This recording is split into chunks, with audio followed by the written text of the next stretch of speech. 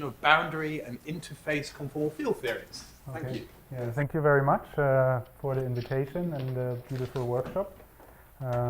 And so here's the outline. So I'll give a brief motivation, why we're interested in interface and boundary conformal field theories and their holographic description. And then I'll talk about the theory I'm actually concerned with, that's six-dimensional supergravity, the construction of half VPS solutions, which we've arrived, last year, and their interpretation as a holographic interface conformal field theories, and then a sort of generalization of those solutions, which allows us to also describe boundary CFTs. And all of that, I've been sort of working in that area for quite a while, but most of the results are contained in these two papers of last year, and also some work in progress. Mostly with Marco Ciardaroli, who's my ex-student, and Eric Doker. Okay, so what is a boundary CFT? And I'm sort of primarily, exclusively actually looking just at two-dimensional conformal field theories here, and their dual description in terms of ADS3.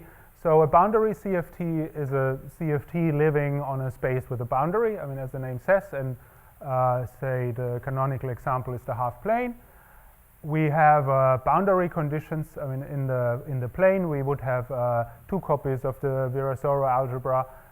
The boundary breaks that, and we only have one factor.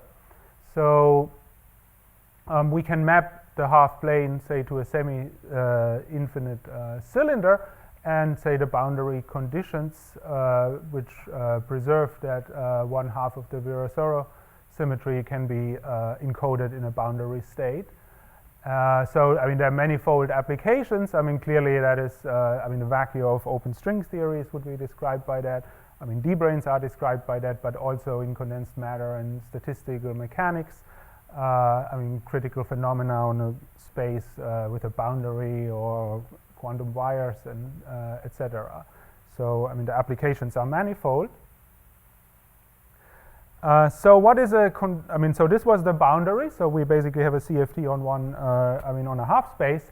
An interface CFT is something where we have two CFTs, which might be the same CFT, say, at different points in the moduli space, or completely different CFTs, where they are joined, at a junction, and this system, where I have, say, on the left side of the half space I have CFT1, on the right side I have CFT2, preserves again some subgroup of the conformal symmetry.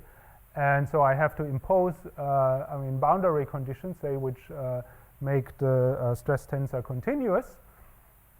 And so you can think of, in some sense, say, as a boundary CFT as a special case of a conformal interface where just CFT1, say, would be empty or so.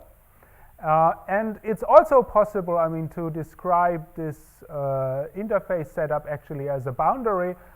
That goes back to, say, Affleck and Ludwig and, Costas and company, in the sense that you use a folding trick.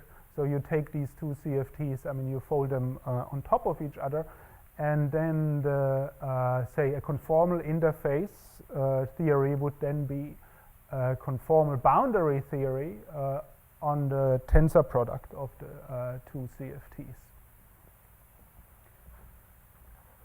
Okay, and so let me just, to make this concrete, give a simple toy model of such an interface, and we just consider a compactified boson, and the theory which we consider would then be one where basically the tension, which you can think sort of as a coupling, if you were to couple it to some background fields or so, the tension jumps across, say, our interface localized at x equals 0.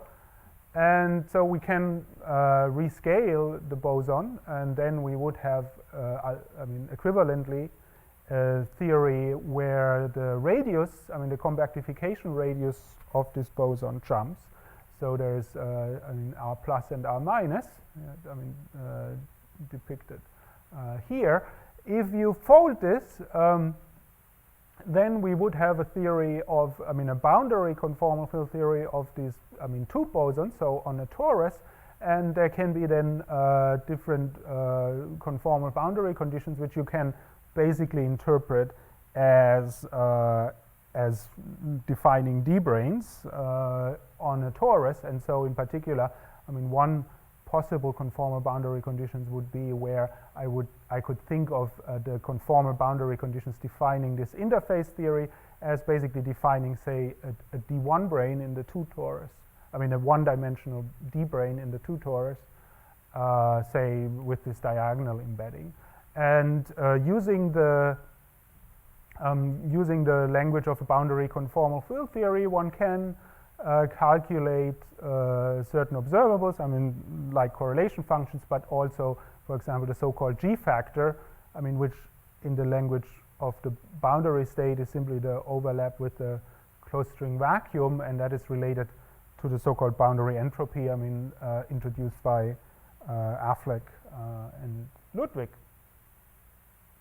So one in a similar vein, one can actually generalize this, especially when one thinks about this in the doubling trick, namely that one could not only have interfaces, say, between 2 conformal field theories, but also junctions between 3 or more CFTs, which are could basically think of as being defined on a kind of star graph. I mean, where like all these half spaces are joined together at a junction. And again, I mean, there are one has to impose conformal boundary conditions. The whole system can be realized, say, in a generalization of our toy model, where we would have n bosons, I mean, and they jump at a radius. And again, via the folding, this can be realized basically as a D-brane inside of a n-dimensional torus. So one can calculate the boundary entropy, I mean correlation functions, I mean this is all pretty well defined. One can also use more complicated CFTs, orbifold CFTs, or things which would arrive at the description of the D1, D5 brane system and so on. And I would just point out that, I mean, this sort of picture, I mean, is reminiscent of the construction of string junctions, I mean, going back to Sam.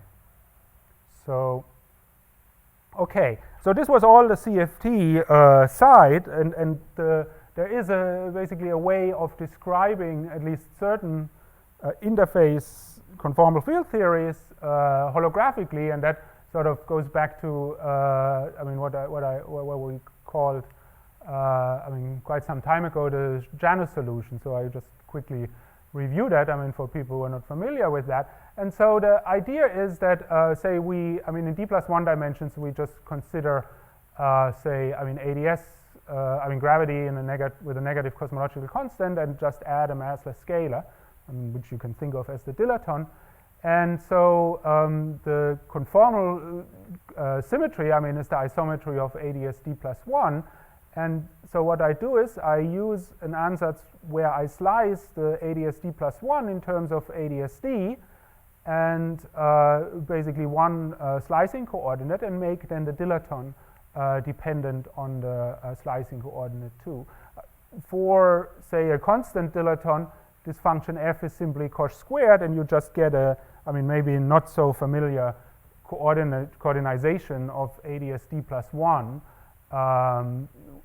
So the Janus solution is something where you can basically solve the equation of motions of the system.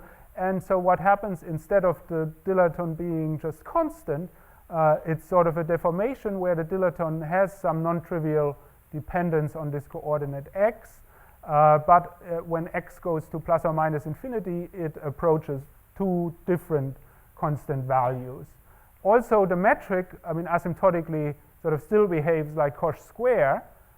And what this means is that if x goes to plus or minus infinity, I mean, the leading form of the metric is this, so it blows up, I mean, as x goes to plus or minus infinity, and this is simply, say, the metric of ADSD in Poincare coordinates. And so what you see is, I mean, what does that have to do really with this with this picture of an interface conformal field theory, is that there are actually 3 boundary components here. Namely, I mean, you can see this sort of by, like, say, conformally, I mean, looking at the behavior of the conformal factor of the metric. And there are 3 of those. I mean, basically, x goes to plus or minus infinity. We have basically the boundary component is simply given for fixed psi by a d-dimensional half space, because this coordinate psi really only goes from 0 to infinity.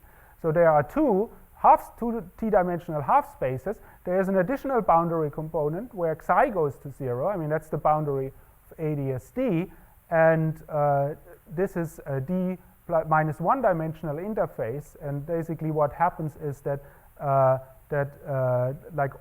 if you look at it as psi equals 0, basically this I mean, metric distances in x get scaled to 0. And so this picture is such that you have these, I mean, the boundary structure is such that you have these 2 d-dimensional half spaces glued together at a 1-dimensional interface. And so the dilaton, I mean, this master scalar is dual to a marginal deformation or a coupling constant in the CFT. And so this interface CFT is one where basically these 2 CFTs are the same CFT at different points in their moduli space. I mean, a coupling constant jumps across here, across the interface. Okay. Well, I don't really, I mean, these things are, these holographic descriptions are useful.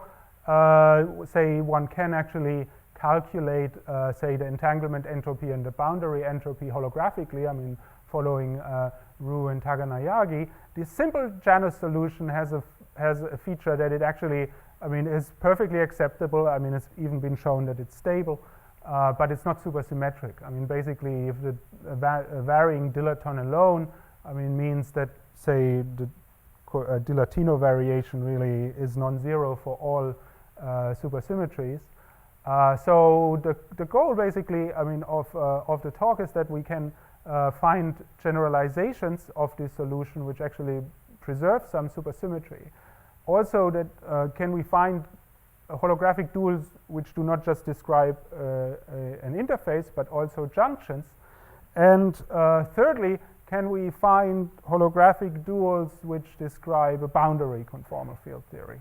Because, I mean, here, this simple Janus solution really only gives us an interface conformal field theory. So I mean, this is sort of getting a little bit technical now, but I guess I sort of, yeah. Can you tune the different values of the coupling to be anything you want? Yeah. Yeah. I mean, so basically, like say in the toy model, I mean, you can basically choose the jump of the radius to be what. Could you tune them to be inverses? Yeah. Then it'd be like a T-fold or an S-fold. See what I mean? Well, I mean, it's sort of, I mean, it's a little bit tricky because this would be, say, I mean, this is really the dilaton in the bulk description. In the CFT, yeah, it's I mean, say in one of the realizations, this wouldn't be, say, the CFT, but it would be, say, in the I mean, Tn over Sn. I mean, orbifold CFT, say, for the D1, D5 system or so, it would be basically the volume of the T4 which jumps. So, I mean, it's I mean, this is not simply that, I mean, I don't really have a, say, a holographic dual where it's really just the radius of a single boson. Okay, so we have here a so-called 0,4 or type 4b supergravity, And this is basically, I mean, we want to do this, I mean, for two-dimensional conformal field theory. So we'll basically look, at type 2b on K3, and this theory is really sort of a very close analog of type 2b. I mean, in 6 dimensions. I mean, it has chiral supersymmetries. I mean, there's like a non-trivial U-duality acting on the coset, I mean, in which scalars transform. I mean, so the technical details are maybe not so important, but you have, I mean, the SO521 coset and then various fields. I mean, the metric, I mean, these antisymmetric tensor scalars transform, and you have, I mean, gravitinos and spin 1/2 fields, and these are the supersymmetry transformations. Well, so I mean, these two, I mean, these become self-dual field strengths, and I mean, these are potentials, and these become anti-self-dual. So there are 5 self-dual and 21 anti-self-dual. So equivalent is 16 anti-self-dual and 5 without any duality, and combined 5. Okay, yeah. I mean, so yeah. But it's so we'll have ADS3 cross S3 vacua, I mean, which are supported by the antisymmetric tensors, and you can think of these ADS3 cross S3 vacua. I mean, there's also Minkowski vacua, where you can construct self-dual string solutions. And you can think of these vacua basically as the near horizon limit of those. So, I mean, this is very close to basically what happens with the D3 brane in 10 dimensions. In particular, I mean, one can think of these self-dual strings, say, as D1, D5, D1 bound states, I mean, where 4 dimensions of this bound state are wrapped on K3. So one thing is what happens is that these vacua preserve 16 supersymmetries. And one can ask, I mean, are there probranes in there? And the answer is yes. I mean, one has a sort of a whole zoo of D-branes, which one can actually put in this ADS3 cross S3, where, I mean, they wrap various submanifolds. And one question, I mean, of our work is that in a way that, I mean, probranes, obviously, you neglect back reaction, is there are basically our solutions back reaction, I mean, fully back reacted solutions where I actually have these probranes present in the bulk. Okay, so how does our ansatz work? So we remember that, I mean, now we're specializing basically to D equals 3. So a Janus ansatz would basically take an ADS2 slicing of ADS3. Here, we really want to preserve the supersymmetry. So one thing which happens is that, I mean, if you look at the superalgebra, I mean, of the ADS3 cross S3 vacuum, then it's 2 factors of, I mean, this superalgebra, I mean, PSU 11/2. And so, say the SO22, I mean, is in here. So the ADS2, I mean, the global symmetry of ADS2 is SO21, and so it's sort of natural to basically say that that only one factor of the superalgebra should be preserved, which means that say if you just look at the bosonic isometries, it's just SO21 times SO3, which basically gives us an ansatz that we want to preserve these isometries by looking at the vibration, not just say of ADS2 over a line, but ADS2 cross S2 over a 2-dimensional Riemann surface. And the idea being that also if I preserve some supersymmetry but not all, then some of the R symmetry should be broken too. And so that's sort of generically the ansatz. I mean, we have some 2-dimensional Riemann surface on which all fields depend, and then a vibration over ADS2 and S2. One thing which, I mean, we'll see in a second when we look actually at how, again, the ADS vacuum looks like, that this Riemann surface is not a compact Riemann surface, but has to have boundaries, namely that the boundaries of the Riemann surface will be the points where the 2-sphere closes off, I mean, where the volume of the 2-sphere goes to 0.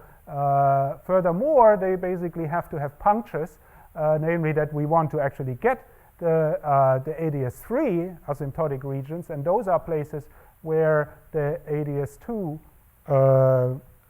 volume diverges. So how does simple ADS3 look like?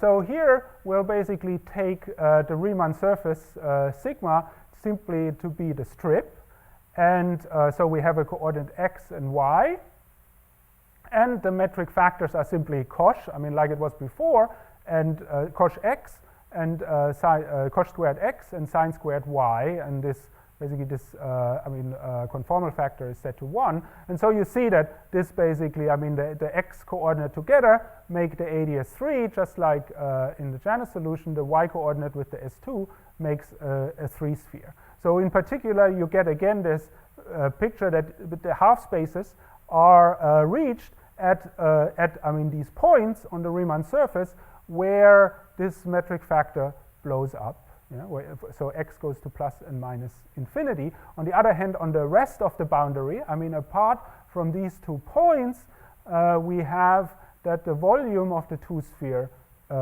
shrinks to 0. Yeah? I mean this is the vanishing of the volume of the 2-sphere at y equals 0 and pi.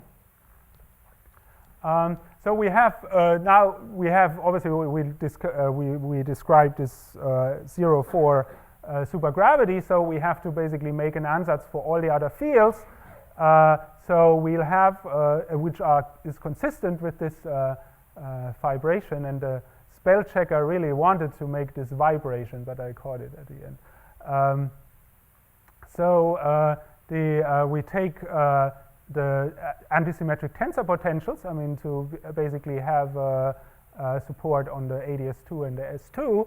The scalar fields are parametrized by a coset, by coset fields. I mean again, so here in general there are sort of these labels, so I and R, which go sort of from 5 and then from 6 to 21. And then again lower, I mean these are sort of, I mean world and tangent space indices, I mean for the coset. But again, I mean it doesn't really matter so much. So and now we'll basically try to look, I mean in this ansatz, look for solutions to the BPS equations. I mean what does this mean? We have a bosonic background, so we simply look at the variations, I mean of the fermionic field, and try to find make them vanish, I mean for basically half, I mean so 8 of the 16 supersymmetries. And this is kind of involved, I mean here I sort of just, and the details can be found in this paper. So basically the idea is that, I mean we've done that, I mean we have our ansatz respecting the symmetries, then we expand the supersymmetry parameters in terms of killing spinors on our sort of maximally symmetric spaces, ADS2 and S2. We reduce the BPS equations accordingly. We get differential equations on the Riemann surface and projector equations on the, which don't involve any derivatives. Then we solve these projection conditions basically by sort of making use of the SO521 gauge invariance that actually forces, some scalars and antisymmetric tensor fields to be 0. There is a differential equation basically on sigma can be solved in terms of an harmonic function. We still have to enforce the Bianchi identities, for the coset and the antisymmetric tensor fields, and that can be solved in terms of meromorphic functions. And at the end, we have to check that we not just solve the BPS equations, but also the equations of motion. So, the details are kind of grueling, but okay. So what comes out of this is that we'll have a sort of a general local solution, meaning that it satisfies the BPS equations, the Bianchi identities, and the equations of motion. And those are given, as I said, by a harmonic function on the Riemann surface, a set of meromorphic functions, basically as many as, 1 of 26. This is basically like for SO521, for each one there's an index. So the gauge fixing and the projection conditions basically set 3 of those to 0, and these are basically here 1 to 5 is really the SO5 index, so I only have two of those left. And then this meromorphic function actually has to satisfy a sort of nonlinear constraint where this is really sort of just the inner product in SO521, so that the product of this lambda times lambda is equal to 2. And in addition, there is a constraint, a positivity constraint, that the lambda complex conjugate times lambda has to be bigger or equal to 2. And with these constraints, I can write down all the, write down the complete solution. So these are the metric factors, and you see, it's sort of not completely non-trivial expressions, involving the harmonic functions and this meromorphic functions. And again, where the dot basically denotes this SO521 invariant product. And you see that this kind of condition really already is important, for regularity here. Yeah? That, say, this thing only blows up where this is actually exactly 2. And again, this is just, I flash it, that we can write down all the scalars, again, in terms of the lambda and the h, and also the antisymmetric tensor potentials in terms of h and the lambda. And again, this is, quite complicated. I don't think you would have guessed that right away that solves everything. So I said this solves the equations, but it doesn't necessarily guarantee that we really get regular solutions. And so I want solutions without any curvature singularities, where, the only places where fields blow up would be actually the ones associated with asymptotic ADS regions, like in the Janus solution. So that can be achieved, and there are sort of several constraints, namely that there are positivity constraints, like that lambda bar lambda is bigger than 2 inside, in the interior of the Riemann surface, and h is positive in the inside of the Riemann surface. So h on the boundary, what can happen is that h is 0, and say a harmonic function which you can make out of the meromorphic function, the imaginary part of lambda, is also 0 at the boundary. And that is basically conductive to the fact that on the boundary I want the 2-sphere to close off, except at isolated points. And then there are sort of a couple of other conditions, to do relating the zeros of this quantity, which comes in the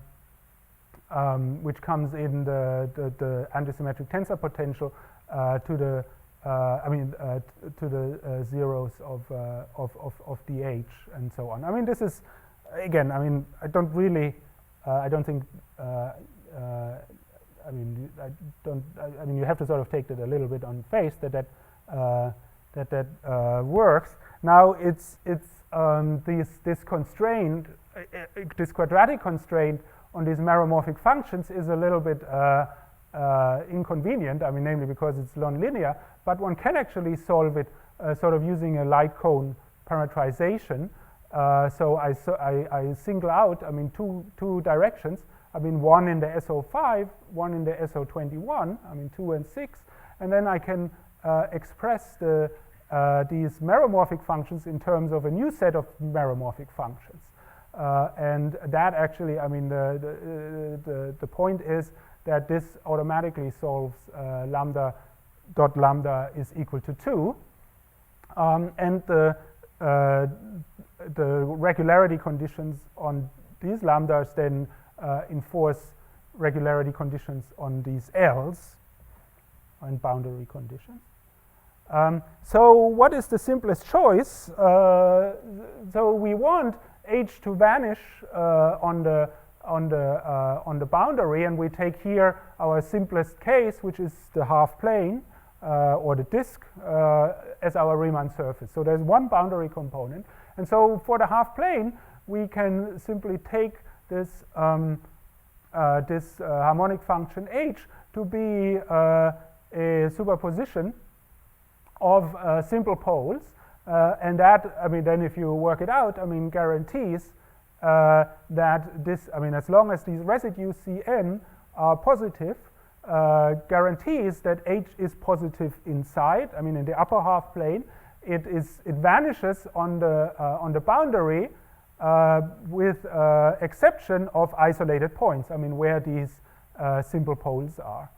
And the nice thing is that the boundary conditions of L can be solved similarly by again a sum. I mean, this is a meromorphic, so again a sum of simple poles, and these poles are, I mean, we call them auxiliary. I mean, they don't coincide with these x's. Yeah, there's a separate set of auxiliary poles, I mean, with residues and a constant, but they are also localized on the boundary. One of the W. Sorry? I mean, the harmonic function 2 dimensions, right? Yeah. But it was log. Well, I mean, this is a sum of something holomorphic and anti-holomorphic, so it's harmonic. I mean, it doesn't solve the Laplace equation. Okay. Yeah, I mean, it doesn't solve the Laplace equation. Sorry, it solves the Laplace equation, but not with the delta function on the right hand side. So, Yeah. okay. Yeah. Again, you have another sense Yeah, of harmonic. yeah, but it's mainly, I mean, to do with the fact that I don't really want to have anything strange going on at infinity, and I want to have them vanish, I mean, except of isolated points. Okay, so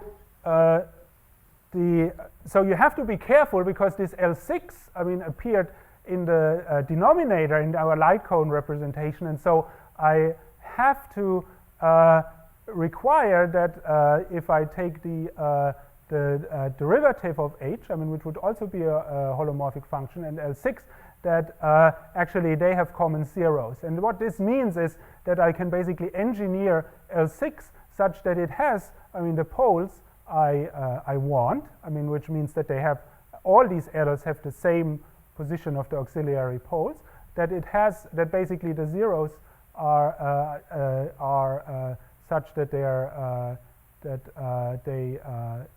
I mean, they get cancelled. And if I, the other thing is that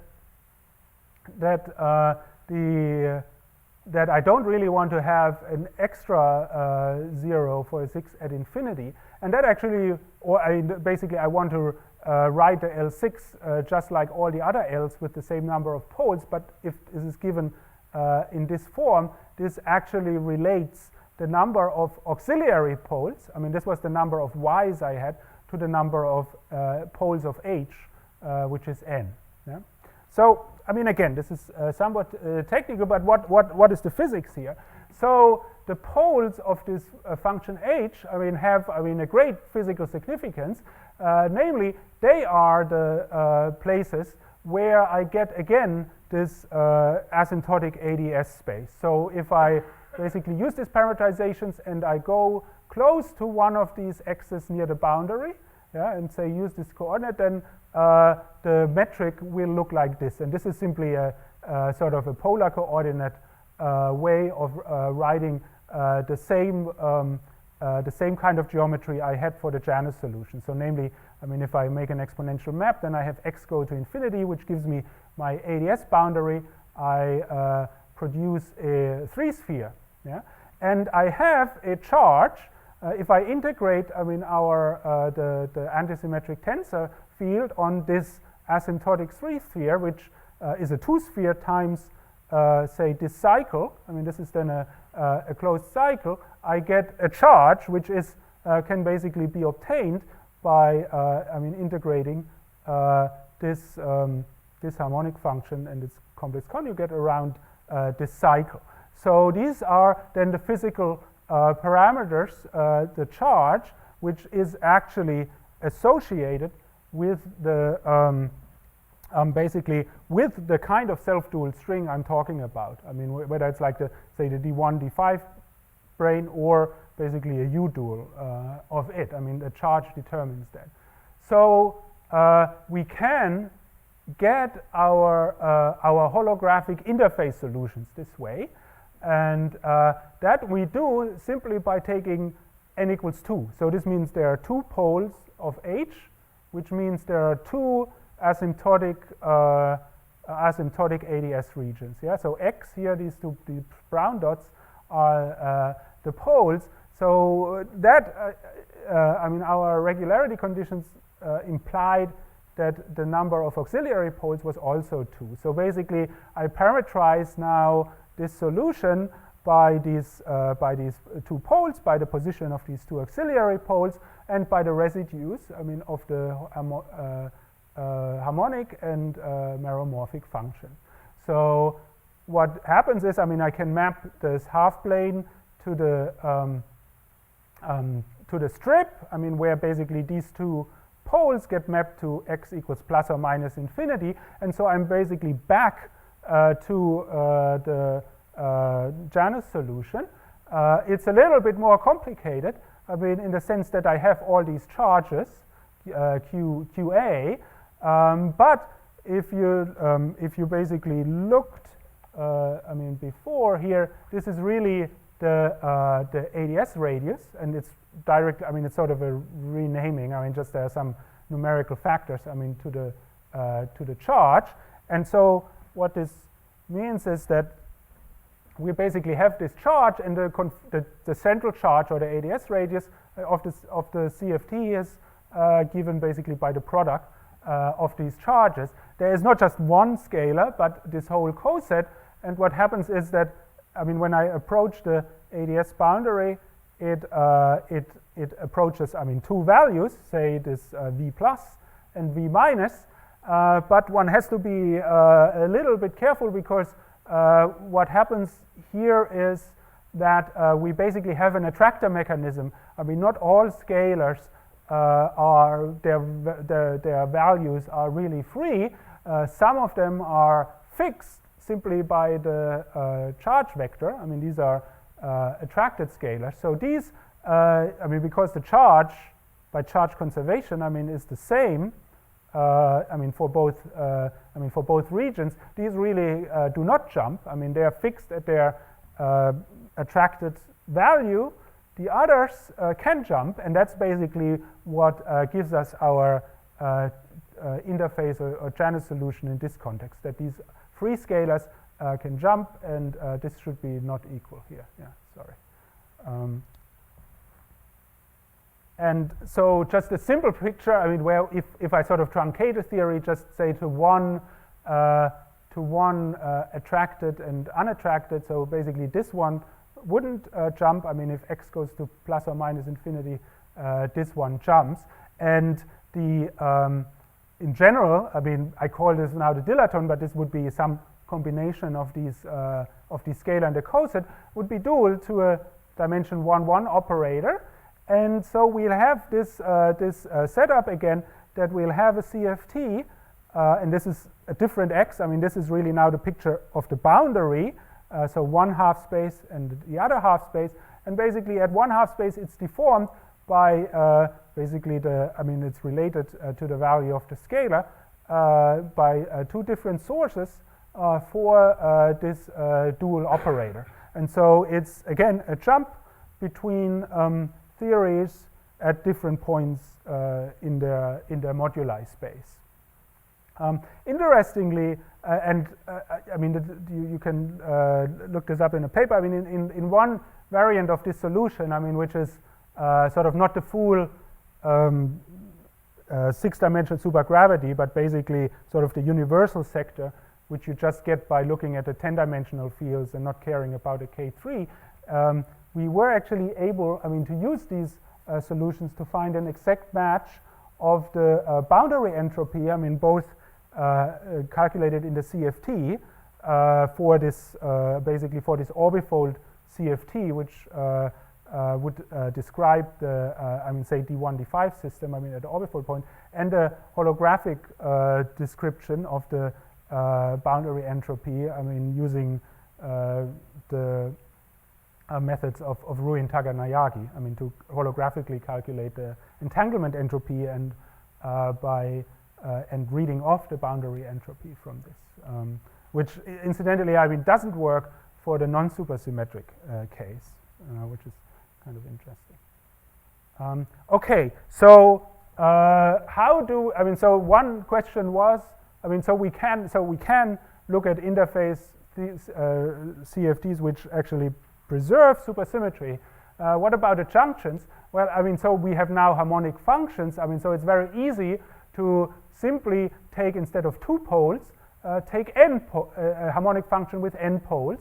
And so we would have, say, here x1, x2, x3, I mean, as the simplest example. So this would correspond, each region near the pole corresponds to an asymptotic ADS region. I mean, I sort of sketched it here. In each region, we have a 3-sphere where we can define our asymptotic charges. In each region, we have the scalars, I mean, approach some constant value. And so basically what this means is here that we have these asymptotic ADS regions which correspond basically to some kind of, I mean, self-dual string or brane bound state characterized by their charge vector, and then at some value in the moduli space characterized by the value of the free scalars, the ones which are not fixed by the attractor mechanism. And the point here is why is this really a junction? I mean, I should maybe say that if you look at the parameterization of our theory in terms of these harmonic functions and the meromorphic functions, I mean, this would be the positions of the poles, the residues, etc. There is then basically a one-to-one match between, I mean, those parameters and exactly the physical parameters which you would expect in a junction. Namely that, I mean, physically these CFTs are characterized by their charges and by the value, the expectation value of the free scalars in the asymptotic ADS region. And so we have, I mean, these junctions are really characterized basically by the properties of the 3 CFTs which come together. And so, the picture on the CFT side is that we have a junction of n CFTs, and here there would be basically 3 joined at an interface. So you might say, why is this an interface? I mean, there are these half spaces, but that has to do with the fact how the holographic boundary structure really works. Namely, that if I look at the ADS2 boundary, it collapses, I mean, basically all the metric factors on the 2-dimensional Riemann surface. And therefore, this really means that the 3 half spaces are joined together at the basically the 3rd boundary component, or the n+1 boundary component, which is the boundary of ADS2. And so, I mean, it's hard to say, but basically it seems quite likely that what we really have here is that we, in 6 dimensions, I mean, in 6 flat dimensions, we can construct junctions, I mean, of self-dual strings. Basically, it's just a la sen. I mean, here this is sort of, I mean, PQ strings. I mean, there are more charges and so on, but it works quite similarly, that we have sort of these junctions of the self-dual strings, and that what we really have here is basically a sort of near horizon limit of these half PPS junctions and of the self-dual strings in 6 dimensions. So which I guess it's most familiar, I mean, say for the self-dual strings, I mean, that you can have a 3-string junction, but basically this argument that say the angles at which they meet and basically the orientation of the I mean, of the R symmetry, so to say, is basically the same, holds for arbitrarily many junctions. I mean, so that indeed, I mean, all these self-dual strings preserve the same supersymmetry and half of the full one. Yeah? So that's the picture. So we indeed, I mean, simply by basically just considering, I mean, a straightforward generalization of basically our parameterization of the harmonic functions, namely having more poles, we'll get junctions instead of interfaces. But there is a puzzle then. When we ask, so we have our interfaces, we have our junctions, we not yet have any boundary CFT. Namely, for a boundary CFT, you would really only have, I mean, one asymptotic ADS region. And so, but can we have that here? And it seems problematic, namely because the charge Q is conserved. And so we cannot really have a solution with a single pole. I mean, the straightforward thing would be, okay, I just take a harmonic function with a single pole. But and you see that basically if I say define a, or maybe I should go to the one with two poles. So if I define the charge and say, I mean, with an integral over a cycle like this, I mean, I can obviously deform it, and then that nothing. I mean, there's nothing funny going on at infinity. So this shows that actually the charge around, I mean, defined around the other pole has to be equal. So if I have only one pole, the charge really has to be at infinity, and I mean there basically has to be a pole at infinity, and I don't have just one asymptotic ADS region. So that's the question. I mean, can we find the holographic duals of boundary CFTs here? And I mean, the answer is yes, and actually there seem to be two ways of doing it. One may be more satisfying than the other. So one thing to look back is we said that the poles of H and the asymptotic ADS regions are characterized by the charge, and I mean in the sort of normalizations I use, then the charge determines the central charge of the dual CFT. So as I said, if I'm on the half plane, the charge has to be conserved. So clearly that means if I only have one charge, I get zero. But what is possible is to relax the regularity conditions a little bit. And what this actually means is that we can consider solutions with more than one pole for H, namely say 3 poles, but that we tweak the parameters, and that basically means go outside of the constraints which we had to impose for regularity, such that this product Q becomes 0. Yeah, so not Q becomes 0, but say this product becomes 0. And that leads to a singular solution. And it's quite clear why. I mean, we still have, say, if we sort of do this parametrically, I mean, start with a 3 junction and take, say, in one junction, I mean, in one asymptotic region, take Q dot Q slowly to 0, and the central charge goes to 0. That means the ADS radius goes to 0. So the geometry becomes singular, and we call this an ADS cap. I mean, I don't know, maybe you have a better name, but so, I mean, it's a singular solution, but it actually I mean, there are two things. One is that it's singular, but the singularities are actually not too bad, and for example, some things can still be calculated, namely that the holographic boundary entropy actually still can be calculated and makes sense. And the other thing is that this is actually somewhat, I think, has a physical interpretation. Namely, say, I mean, in the simplest case, these Qs, say, can be interpreted as, say, Q, I mean, the number of D1 branes and the number of D5 branes. And so, say, I mean, this product, say, would be, I mean, Q D1, Q D5.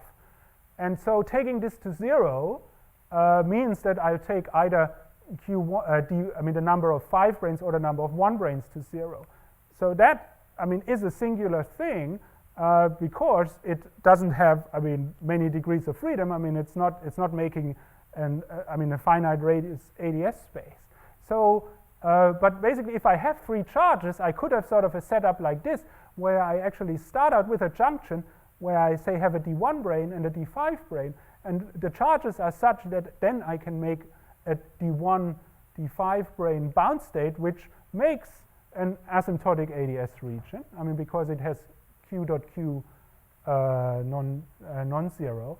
And these 2 caps, these singularities, are basically the supergravity description of the, basically of the junction of the D1 and the D5 branes.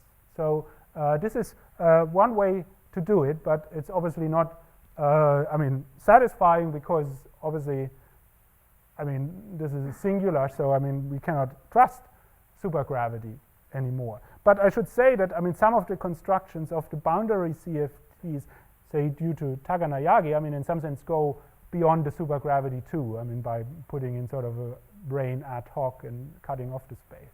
But there is actually another thing, which we're sort of just thinking about, and that is, so we and that's sort of the last thing I'll talk about, is that we up to now, our Riemann surface was always just the disk or the half plane, but this construction, works fine, or at least a priori works fine for more complicated Riemann surfaces, as long as they have boundaries. And so we can basically look at this, at our, because after all, we're just trying to write down harmonic and meromorphic functions, on the Riemann surface. And that's actually, at least where I learned that stuff was doing like string perturbation theory or so. And so we can look, the simplest case, to study first would be basically the annulus or cylinder. So, so we have basically a coordinate W, which is periodically identified along the real axis, say with period 1, and then goes, say, from 0 to t over 2. So the picture, say, would be like this. So these two, these sides of this rectangle are periodically identified, and these are the 2 boundaries, and say I can map it to the annulus, with a conformal map. So the nice thing is that basically what our construction, what did we use? We use basically sort of 1 over W minus X, a simple pole. And so what we want is basically a function which has a simple pole and has nice periodicity properties such that I can impose the boundary conditions, say that the harmonic function is 0 on the boundary, which are necessary for regularity. And turns out that basically this kind of, relative of the, prime form, which is, these are the theta functions on the torus. Basically one takes this, cylinder and doubles it, has a torus, and then one can use the standard sort of elliptic theta functions to construct meromorphic and harmonic functions. So it's this, so basically theta 1, vanishes when W goes to 0. So that's basically the location of the pole, and then, this combination then has nice properties. But one adds this, linear term, and so this is important for to impose the boundary conditions and make the solution regular. One thing which happens is that this is actually not, this is not periodic with respect to the identification W plus 1. So it has some non-trivial monodromy around the cylinder. It shifts by a real constant, and that will be important in a little bit. So basically, but these are basically our functions which we can use now instead of just the simple pole 1 over W. We just use these zeta zeros, and so basically our parametrization, is straightforward generalization of what we had before. So we have our 2 boundaries, and now we basically have So the harmonic function, I mean, is basically the imaginary part of this. And so we have basically poles, xn, on the one boundary component, and then this W prime is basically just a shifted coordinate. Yeah, I mean it means that this is actually at the second boundary. So there will be, in this sort of generic solution, we'll have poles on the one, poles of H on the one boundary, on the other boundary, and then these LAs, these auxiliary functions or light cone functions will have these auxiliary poles, both again on both boundaries.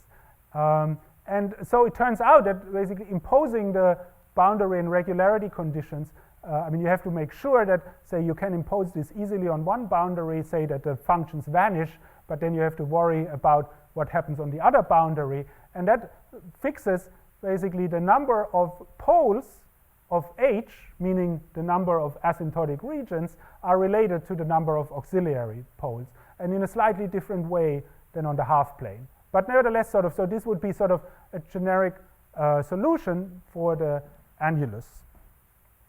Okay, and so here it turns out that it's actually possible to get we think, this is not yet finished, but that's sort of work in progress, that there is a holographic boundary conformal field theory, and it's basically the simplest thing you can have. Namely, now you can have one pole of H, and then two auxiliary poles, yeah, and basically on the annulus. So this would be, this is sort of a very simple thing. I don't write the functions down now, but so the question is, what is different? What happens to charge conservation? Well, the charge is basically defined, again, by this integral over this cycle and the two-sphere. But now, because this is not simply connected, basically if I do this deformation argument, which would tell me on the half plane that the charge vanishes, I'll actually pick up a non-trivial contribution around this, basically the non-trivial cycle of the annulus. And so this means that there is basically charge in the geometry. It's not associated, say, with the asymptotic ADS region. Furthermore, remember that basically going around, W goes to W plus 1, which is basically going around this annulus. This function H, has a monodromy. And this does, this would be catastrophic if it would actually mean that the metric changes. Yeah? But actually, basically the metric doesn't change. It's basically this monodromy, if you translate it to what happens to the scalars, is basically an SO521 transformation, which in particular can be basically an SO521Z transformation. So it would be in supergravity, it's not trivial, but basically in string theory, it would really be a U-duality. So it's very reminiscent to what happens, say, if you move around a 7-brane, namely that the axion picks up a non-trivial shift symmetry. Yeah? And so basically what we think happens here is that if you look at these, higher genus Riemann surfaces with non-trivial cycles, that what we really have here is something where, say, we have a 7-brane, which, say, wraps K3, and that our self-dual string actually ends on the 7-brane, and therefore we only have one half self-dual string, sort of only one half space and the boundary conformal field theory, and basically the 7-brane carries the charge of the self-dual string, because it sort of absorbs it, or in the near horizon limit, it's the 7-brane in ADS3 cross S3 would basically be like, say you can think of it as a probe brane in ADS2 times S2 world volume, and it carries basically some non-trivial charge along the S2. Yeah? So, yeah. This 7-brane, when you wrap it on K3, it's a 3-brane, right? Yeah. So part of a family of. Yeah. So exactly. it could be a 3-brane or a 5-brane wrapped on the cycle. Which just means is it basically depends then on it sort of depends I think on, I mean, the charges, I mean, which you, But there must be some duality frame where it's just the ordinary D3 plane, right? yeah, and it can be. Basically, what you can have is, I mean, if you use this, I mean, the universal sector, where you basically, I mean, the only thing you have is then, I mean, you have the axion, you have the 4 form, you have basically the volume of K3, and you have the dilaton, and then you can actually construct these solutions, and then there are solutions where it would basically be just a shift of, say, either the axion or the 4 form potential. So it would be either the 3 brane in 6 dimensions, which behaves like a 7 brane, or the wrapped 7 brane. Yeah. Okay, so I'm basically done. I guess this doesn't work. Yeah? What sort of? I think these are quite, I mean, rich and interesting solutions. So some observables, like say the entanglement entropy, actually reduces basically to integrals of these. I mean, combinations of the harmonic functions, so they can be relatively easily done. I think sort of open problems which we're also thinking about is, say, looking at other observables, I mean, correlation functions, I mean, bulk boundary correlation functions in the CFT, etc. It's straightforward, I mean, although a little bit technical, to basically not just look at the annulus, but basically look at the disk with n holes cut out, or even a disk with handles. I mean, then there's sort of more monotony. It probably means there are different 7 branes which, I mean, around and so on. I mean, maybe connected to, I don't know, since I wasn't here, what Kostas talked about last week or the week before. In sort of a related setup in ADS5, there were basically ways of actually having solutions with no ADS regions, and that's sort of, I mean, I doubt that it actually works, but this is sort of an open question. And then sort of we're looking at basically these junctions where we think of that we have just, I mean, say a star graph, I mean, say n half spaces coming together. I mean, we'd say with the analogy with the, I mean, string junctions, then there were also networks. I mean, can we actually do these solutions in some sense describe not just these star graphs, but some, I mean, actually these, I mean, say more complicated BPS networks. But again, that's not clear to me at this point. So I'll end with that.